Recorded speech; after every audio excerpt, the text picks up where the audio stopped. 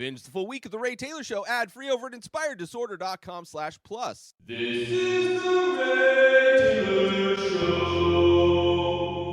Barbarian, new movie, came out this year, just recently hit HBO Max. This is a movie that I heard great things about, and I was told to not watch any trailers, listen to any reviews, to go in as completely blind as possible, which thankfully I did, and I would pass on that recommendation to anybody watching this. If you do not want to be spoiled, I would not listen to this review because I will be spoiling it.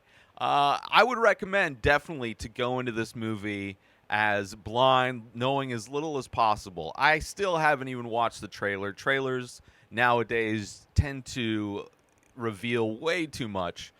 So I absolutely hate watching trailers, and I avoided any reviews. All I heard was that it was great, and I agree. I think this movie is amazing. This was written and directed by Zach Cregger.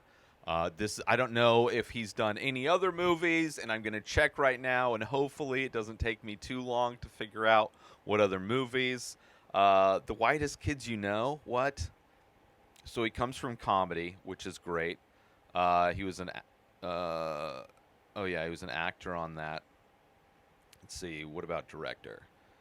Barbarian, Newsboys, never saw that TV show. The Gang, Self Sucks, never saw that. So he did some TV stuff. He was in a bunch of episodes directed a bunch of episodes of The Whitest Kids You Know, which was hilarious sketch group show from the 2000s, I guess. I don't know when that series first came out, but it seems like it was the early 2000s when I first heard about it. So this being his first feature film, I thought it was amazing. I thought it was written well. I loved the camera work in this. A lot of great use of different lenses, wide-angle lenses, just every aspect of this movie I thought was amazing. This movie also was the first horror movie I can think of in I don't know how long that literally had me scared. This movie had me yelling at my TV in ways I never had the complete and utter urge to do. It was a movie that not only did it scare me, but it had me jumping. Like, it had me jumping, recoiling in my chair, saying all of the inflammatory language that one might say when they have the shit scared out of them. So I highly recommend watching this movie before this review, before I talk about it, because I want to get in depth with this movie. There are aspects of this movie I absolutely loved. I kind of want to walk you through my experience watching this movie, but it's great. And just before I get into spoilers, this movie, aside from it actually scaring me, aside from it invoking me yelling, I was watching this movie alone and I was yelling at my TV.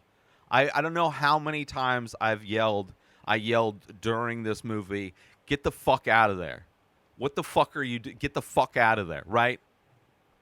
Couldn't help myself. Got legitimately scared, right? And not like jump scare startles you. Like, legitimately, the thing I saw on the screen made me recoil in my chair.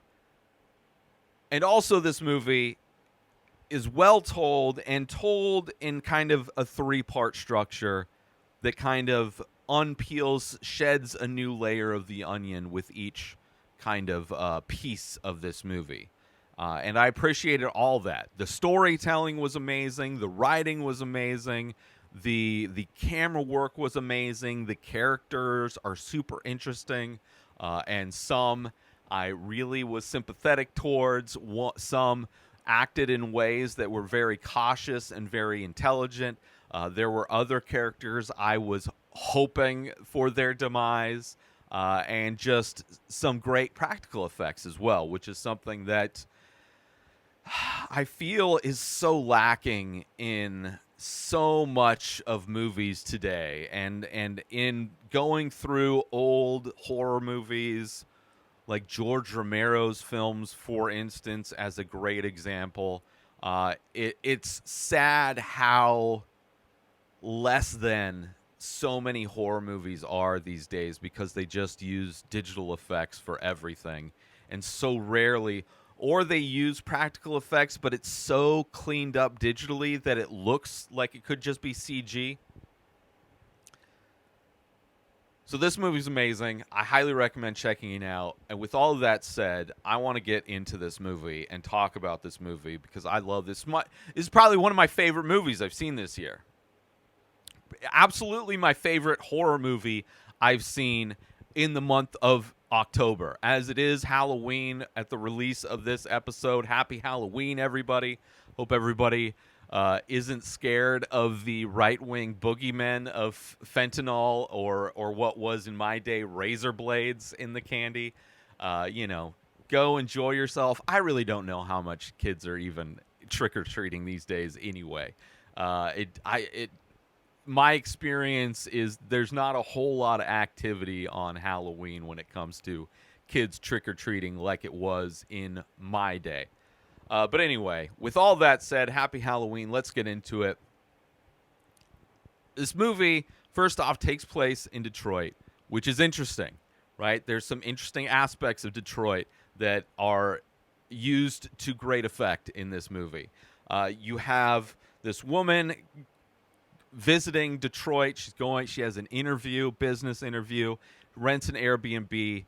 And the opening of this movie is her trying to get into this Airbnb. It's nighttime. She can't see anything around her in the neighborhood. It's just dark except for this house. It's got a lockbox, and she gets into it, and there's no key.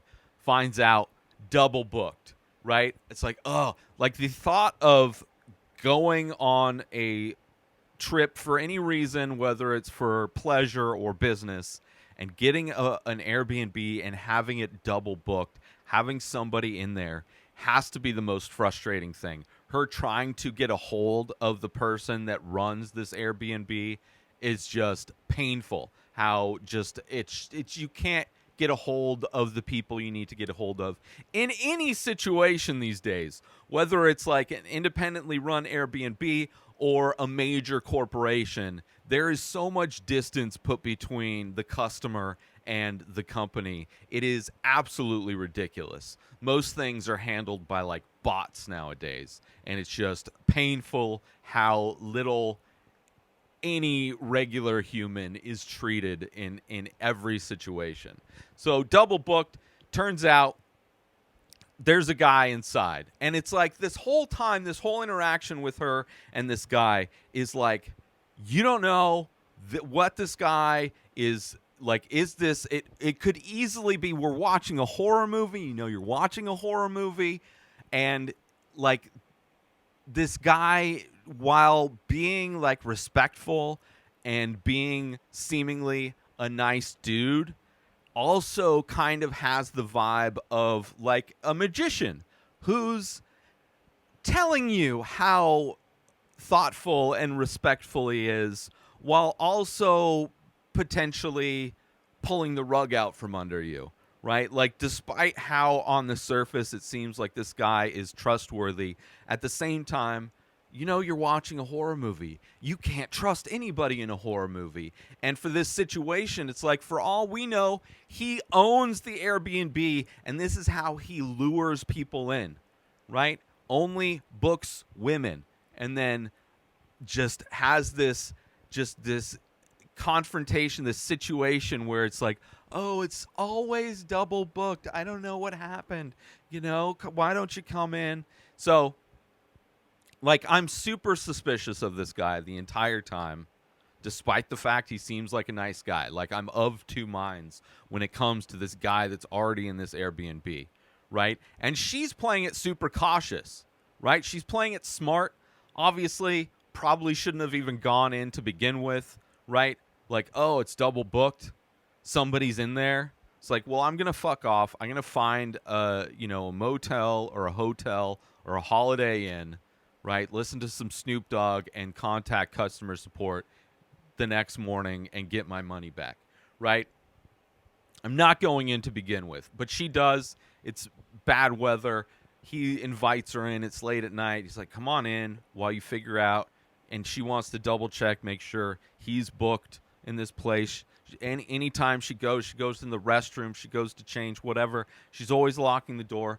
She's super, like, cautious and smart, right? And the movie's, like, showing you every time she goes through a door, she makes sure to lock it, right? When she has the opportunity, she sees his wallet, she takes a picture of his driver's license, right? She's doing the smart things so far. And it's like, okay, she's playing it smart. And then there's the thing, like, she doesn't drink the tea, which is smart. She's locking the doors. When she comes out from her shower or whatever, he's got the bottle of wine, and he's like, listen, I noticed you didn't drink. Like, he's super respectful also, but this is also where I was like, he's kind of like a magician right now, right? He's saying the things you're thinking, assuming, right? He's getting ahead of the curve. He's 8-miling it, right? Like, I noticed you didn't drink your tea. There's this bottle of wine. I'm not going back to sleep anytime soon, so I thought maybe we'd share this wine, whatever.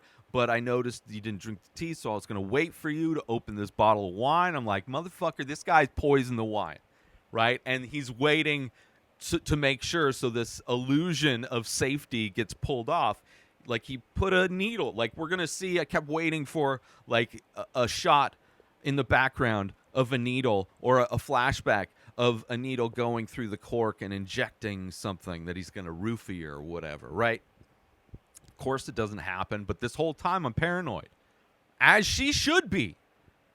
Staying in Detroit, anywhere.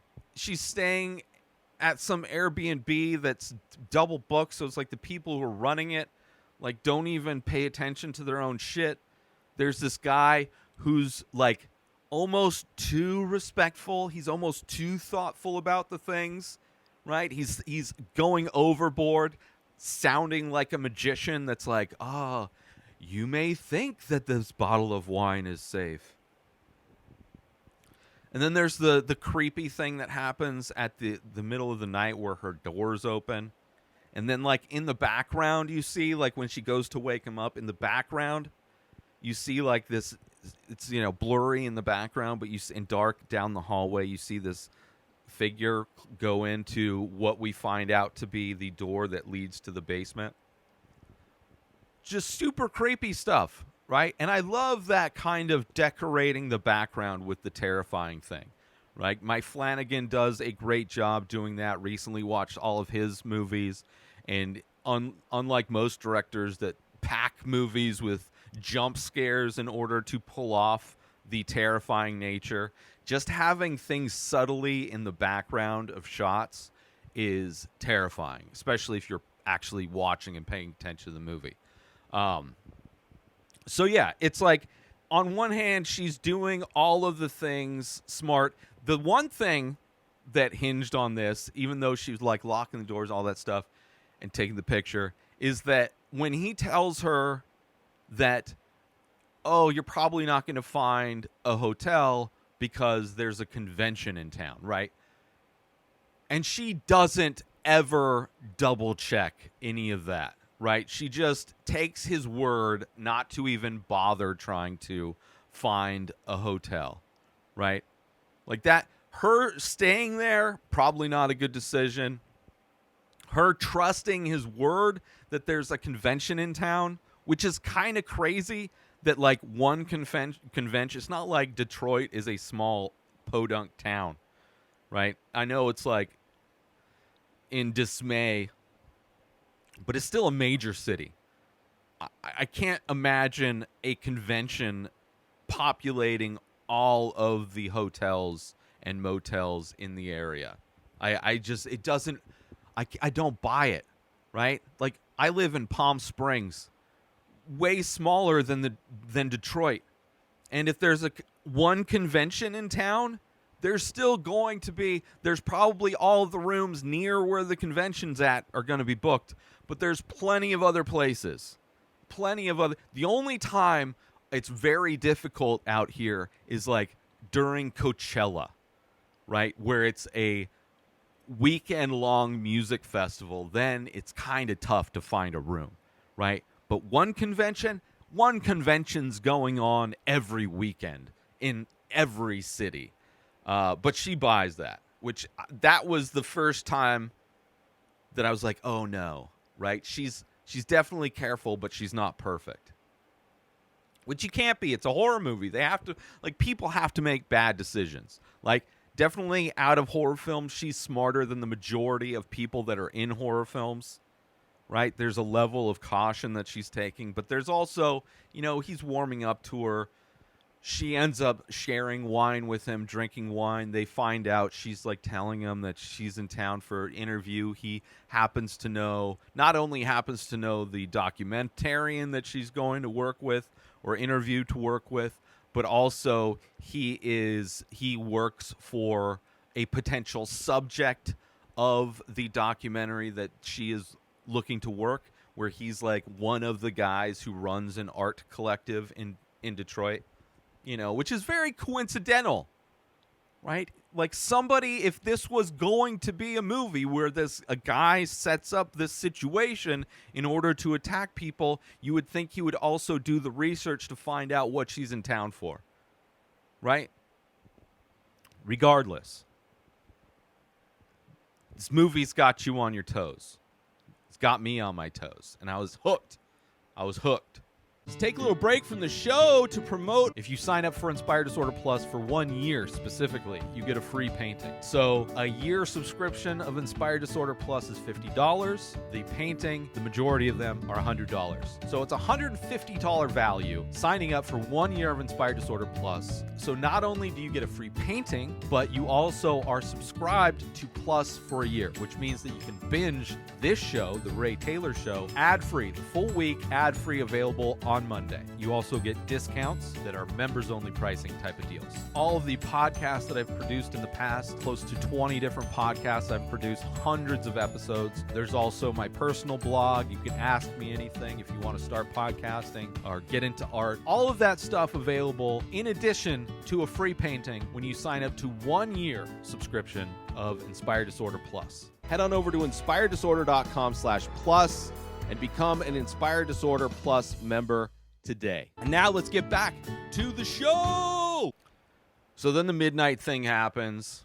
The next morning when she goes to her meeting, you finally see what the neighborhood looks like, which is like, holy, because there's the same shot at night, but it was just all dark. And now that it's daytime, you see that just it's surrounded by houses that are dilapidated, roofs missing, things boarded up, spray paint everywhere.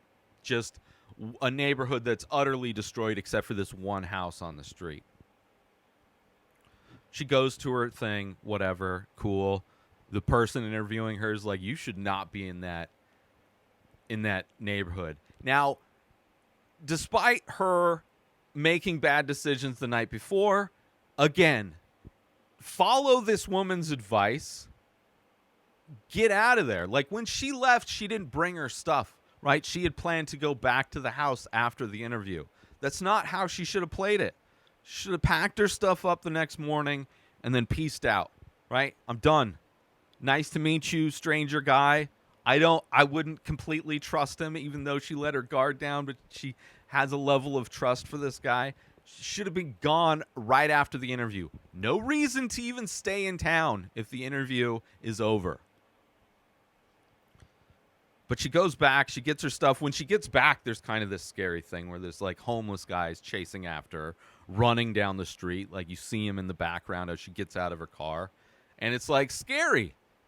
She's struggling to get the lockbox open so she can open the door, and she barely gets inside while this guy's telling her not to go inside. Right? It's like a little bit of tension definitely in those types of scenes.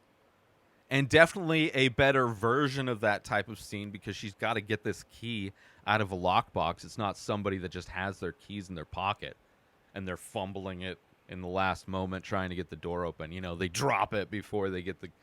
this is a slightly different... It's a slightly different take on that type of a situation. So she goes, she's looking for toilet paper, right? She's packing up her shit. After that thing, she's like, I got to get out of here. Right? She goes to use the restroom, needs toilet paper, looking everywhere, can't find toilet paper, finds the door to the basement, goes into the basement.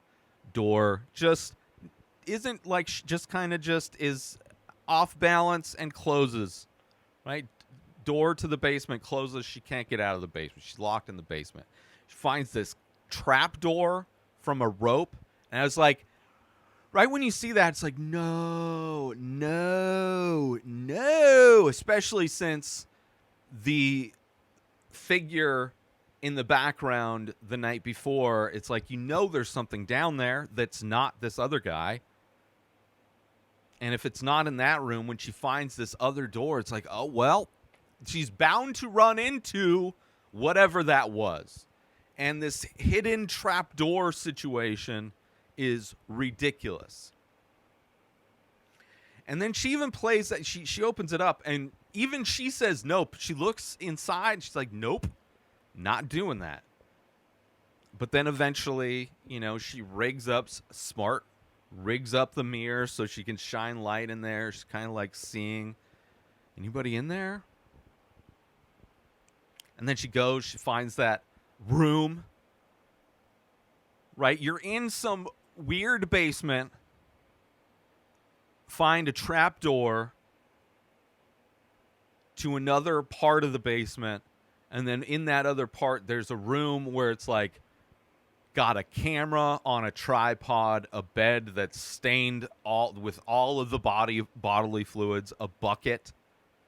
Like it's clearly a room where bad things happen. Right? It is. There's nothing about that room that's like, please stick around this place. But obviously she's stuck in the basement, hoping that Keith gets back.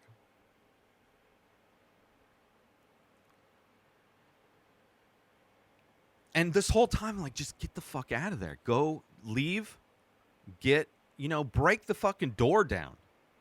Right? And it looks, you see this door that's leads to the stairway that goes down to the basement. And it's got like plasters, like clearly that door has been broken before. People have kicked that door open before, right? People have been trapped in that basement before, right? You can see the finish on the outside of that door where the doorknob is. There's probably been different placements of doorknobs because it's been just people kicking the thing down, kicking it open. So then Keith shows up, she gets out, and she tells him should have just left. Should have been like, yo, Keith, here you go. I'm out of here. There's crazy stuff in the basement. Don't go down there, but nice to meet you. I'm out. I'm gone. My interview, this is where we part. I don't want to know you. I don't want to know this house. I don't want to know anything. Right? And Keith goes down there, and it's like, okay, go down there. I don't care. Right? She apparently bonded with him the night before. So I guess it makes sense on some level. Because of this bond, there's a friendship there. She trusts him. And she's worried about his safety. Because that's like the only thing that would keep her around. Right? Me, I'm heartless. I hate people. Get the fuck out. I'm sorry. I don't care. I don't care if you're my best friend. I don't care if we're related. I don't care if you're my parent, my kid. I don't care. You want to go put your life at risk. I am no longer responsible for your actions. I am out. Okay, you are on your own. I gave you my information. I gave you the warning. You don't want to heed my warning, right? I tell you that a fence is electrified. Don't touch the fence. You touch the fence. That's on you. Keith going down in the bay, that's on him. And then her going to check on it, that's on her. So it's like, whoa. But I'm still yelling at her, right? The night before, I'm like, yeah, this chick, she's smart. She's cautious. She's doing all the right things, despite staying there to begin with, a bad thing.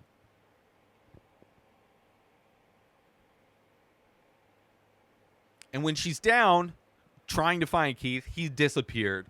She finds another trapdoor. Right? Another stairway that's dark, looks like a mining cave. And that's like, just go.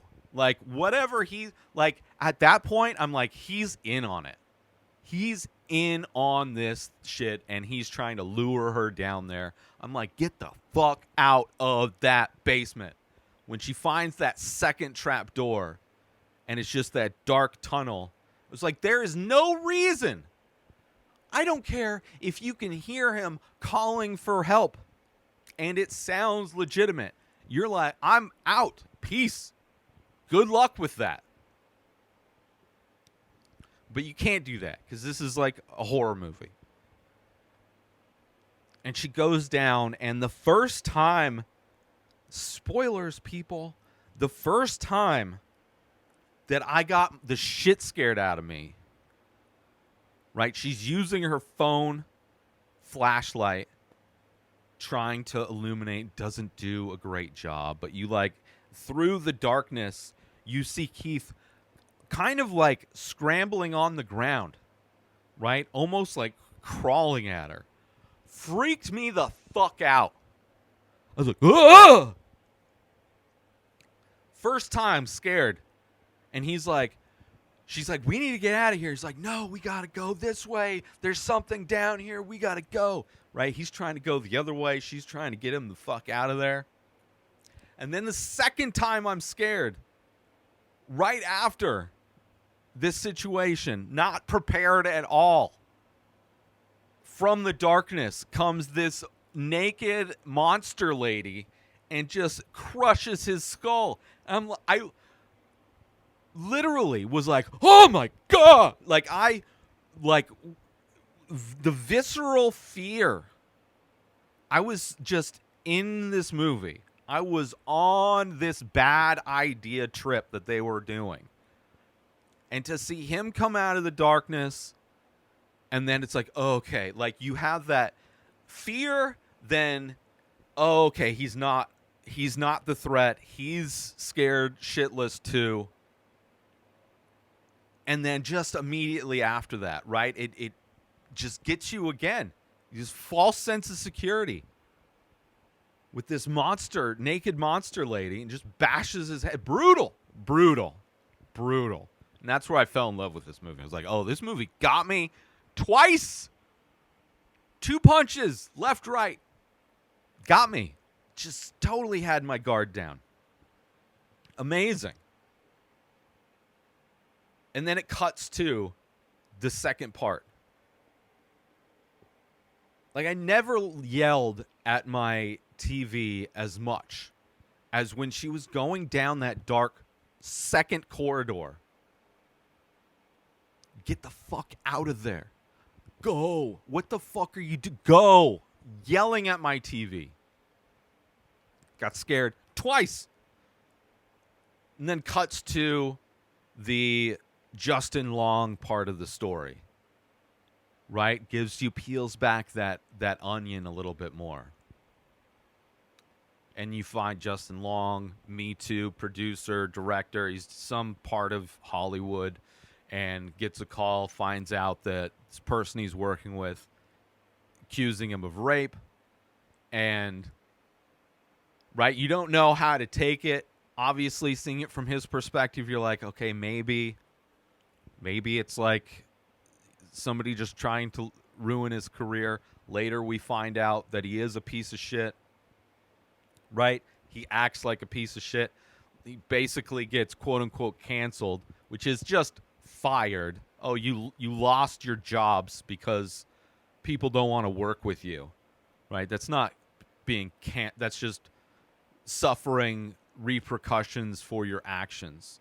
Like, people not wanting to work with you because you make their brand look bad is not like, you're not the victim. You know, you are paying for what you did in the public sphere, right? Just in the same way that if you were to murder somebody, there might be people not wanting to work with you because you're like O.J. Simpson or Kyle Rittenhouse, right? You might have some problem warming up to people that know that you got away with murder. But you find out more about the house, that he owns the property. It's just run like some just for money for him. Like, he bought it dirt cheap because it's Detroit. The company that runs it and rents it out don't really care. He ends up going to Detroit because he needs to liquidate, get some cash to pay for his lawyer that he thinks he's definitely going to win the case. And then he goes, and when he shows up to the house, there's stuff there. And he's like, what is this stuff? And then you have the situation, the major contrast between Justin Long's character and the first two characters in this house. Like, clearly, you don't know what the time span has been since he shows up from when the events of that first part of this movie are. So it's like, you're kind of like, it could be the next day. It could be a month. He calls the thing. They're like, oh, we only clean it right before, once it gets rented. It hasn't been rented, so nobody's cleaned it, which is kind of stupid, but it makes sense why their stuff is there, and also makes it seem like who knows how long it's been, right? It could be a year. Who knows? I doubt a house would sit around being available to rent for a year, but regardless, you don't know how long it's been. You don't know who's alive. Maybe they're both dead. Obviously, that Keith guy's dead. We saw his head get bashed in. But we don't know about the woman, which her name is Tess. Don't know if Tess is alive. And then you see the great contrast this movie shows is when Justin Long is looking to... He finds the first trap door in the basement, and he's stoked because he looks online and is like, oh, I can add this to the property, but this is going to increase property value having more square footage. He's like super stoked. And we also hear him tell his version of his story to his buddy where it's like, oh, I just had to pressure her. And so it's like legit. Like these allegations are legit according to him. He just frames it in a way that doesn't really add up to innocence. Let's take a little break from the show to promote gift certificates. If you want to purchase artwork for somebody, you have an art lover in your life, and you think they would like my art, but you don't know what painting to get them. I have over 2,000 original pieces of art for sale in my store, along with shirts and prints and other things. So I can understand that being a bit daunting if you're trying to buy something for somebody else. Give them the gift certificate, and then they can go to my website, inspireddisorder.com, and they can buy whatever paintings they want. They can buy whatever prints they want. They can buy t-shirts. They can buy hats. They can buy all the different merch, gift certificates, which are available currently at inspireddisorder.com. And now let's get back to the show. So, this is like a completely different situation where I'm like, oh, I can't wait for this guy to die. Like, I'm not yelling at my TV. I am happy watching this because he's happy measuring his square footage. He's all about greed, and he's dumb. Like this joy of ignorance versus the contrast of how cautious she was mostly, and how terrified I was for her in the first part. Completely opposite emotions for when Justin Long's going through, and his character's name is AJ. When he's measuring the square footage, the second area, the secret room in the basement, measuring that, finding the room with the camera and the bed and the bucket, not phasing him whatsoever. Just happy with the square footage that he's hopefully going to add to the property value and make more money to pay for his lawyers and stay out in LA longer, right? It's just like, it's hilarious how like oblivious he is to any kind of danger, and also my emotions towards his delusion, and how like happy I am for when he finds that second door, which he does, and he's like, oh, like he's just seeing dollar signs when he sees that dark stairway down to the dungeon area. He's just like, yes. And then he's like, just like not at all concerned, measuring stuff, measuring through, finding the room where the dog cages are. And he's like, the first time he's like, what is this stuff? And then he gets spooked and he ends up having to run. Like, he brought down like a little kitchen knife or whatever, the smallest knife you could find to protect yourself, right? Far from what Michael Myers type of kitchen knife was. He's got this little fillet knife. And then he gets caught, and then he gets trapped in this hole with the thing on. And the third time I get scared, I caught off guard because I was like, I don't care about this guy. But then once he starts running, I can't help but get caught up in the story, caught up in the action and the thriller nature of this thing. When he's running for his life, I'm just waiting for this naked monster lady to kill him. But then he falls into this pit, and we see Tess.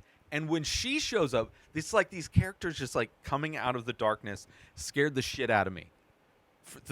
Scared the shit out of me just as the first two scares. Recoiled in my chair. Holy fucking shit. Right? Verbally, like, saying what would be my last words. Scared the shit out of me. And then cuts again to the origins of that house, and we see the person that owned it like in the 70s or whatever, and we get the idea of what that monster is. That monster, like, this guy would stalk women, and that's clearly where he would take them.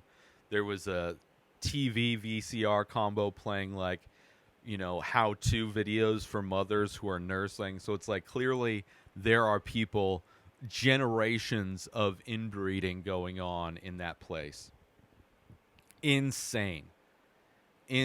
So seeing kind of the origin story of it, what it was like when the neighborhood was brand new and when people were just starting to get out of the neighborhood. And then the whole, like, getting free, the AJ character just continuing to be a horrible person, right? Gets a hold of, you know, finds the guy who started it all, who kills himself, which kind of makes it, you know, he's like, oh, we're going to get the cops here. He's like, okay, I'm out then. Right? I'm dying anyway. I rode this train for as long as I could.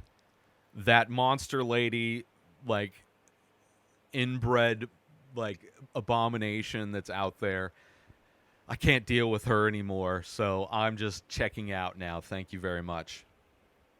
So completely makes sense. And I love that actor, Richard Blake, who played Frank. He's great. He's worked with Rob Zombie and some stuff. He's a great, like, creepy horror actor. He has a great, I think it's the movie 31, I think, by Rob Zombie. He's got, like, this great monologue. It's probably one of his better performances.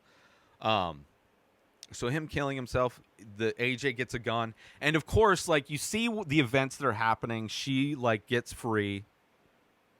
AJ is brought to go get fed or whatever. He gets away. He gets the gun. And then, of course, you know it's going to happen where he shoots. He sees a light at the end of the tunnel. He assumes it's which I can't really blame him for that, you know? Like, as the audience, we know that it's Tess, but for him, it's like, I'm shooting anything. And they make this character almost redeemable, the AJ character, right? You see that he feels bad, that, like, he's done these horrible things and he wants to make things right? Tries to make this character redeemable. They finally get out and escape. We see how absolutely worthless the police are in this movie, which, you know, any movie that portrays police officers in a realistic manner, I appreciate, and this one does, right? They can't be bothered. Her story is crazy. She looks like she's strung out. Her story sounds like this fantastical thing. So it's kind of, I guess, makes sense that the police don't care, but it's like they just don't care. They suck at their jobs. They're absolutely horrible at their jobs. So I appreciate this movie for depicting the police in that way, right? Just showing how absolutely little they can be bought. want to spend any effort to do anything. And then there's this other scene, right? They get out, they're running away, and they like get to a place. That homeless guy, we find out that's like framed differently, where he knew there was a monster in there who's actually trying to help her by stopping her from going into that room. So it's cool how this movie, as it progresses, how things are brought to light and framed in a different way that makes the characters be perceived differently, like the homeless guy. So he kind of takes them to their place, right? AJ's taking Tess, who's shot, trying to help her out, right? Trying to redeem himself on some level. And then they get chased. Like the monster lady comes out after she got hit by a car. She chases them to the top of this like water tower or whatever. And there's this moment where AJ completely throws away any goodwill, any kind of redeemable aspect of his character, and literally throws away the one person I care about surviving in this movie to save himself. And it's like heartbreaking, that scene. It's so, because it's just like, this guy is just a piece of shit no matter what. Like, he will want to do good up until a point. He'll want to redeem himself up until a point. But when faced with any kind of adversity, will effortlessly throw somebody else under the bus or off of a water tower, as it were. And one of the few unbelievable things is that somehow that monster lady is able to fall faster and protect her, which I love that. I love that she survives. I love that she's like the final girl. I love that AJ's head gets torn in half. I loved the ending of this movie. Absolutely. I'm like, okay, good. The only person I want to survive, she hopefully survives. I mean, she still has a gunshot wound, fell from a water tower, and is in the middle of like one of the worst neighborhoods in Detroit, but where like police don't want to do anything to help. So it's like, okay. But I love this movie, man. It's a movie that scared me. It's a movie that made me care for horrible people and then reminds me why they're horrible people. The creature design, amazing. Every aspect of this movie I absolutely loved. And if you watch this and you haven't seen the movie, how dare you? How dare you? But it's by far one of my it's probably one of my favorite like all-time horror movies. For the specific reason it scared me. Right? It is, I can't remember how long it's been. Like, I've had movies gross me out, like with the like torture porn and gore and things like that, but they're not frightening. I've had movies like make me feel bad, like they look like they like tarnish my soul on some level, right? The Rob Zombie movies on some level just make me kind of disgusted in humanity. And like there's been movies that kind of stress me out or whatever. There's movies that have jump scares, but there's no movie that has made me like recoil in fear while also being so vocally active at the screen, yelling at characters to get the fuck out of there. What are you doing? Go. Like this is a movie I wish I had done a reaction video of. Because unlike the majority of movies, I had visceral reactions to this movie. Definitely made a big mistake not recording myself watching this. Although that, I don't know if that's a thing I really want to do. But highly recommend checking it out if you haven't. Please let me know what your thoughts of the movie are in the comments. I would love to hear them. Did you get scared in those same moments in the same way I did? Or were you like, it's no big deal. I saw it coming, whatever. You going to lie to me? You going to lie to me about that? You were spoiled.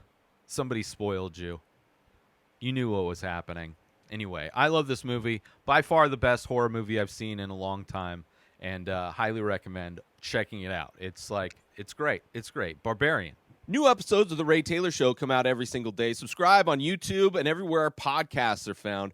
Binge the full week over at inspireddisorder.com/plus. Buy Ray Taylor Show merch over at inspireddisorder.com. And follow the show on Instagram at Ray Taylor Show. Have a wonderful day, everybody. Peace out! Today is the day where you wake up and you realize that everything that you've been dreaming about, everything that you've been wanting, every goal and wish and hope that you've ever had can become real. Dreams can come true. What you manifest in your mind, you can bring to reality.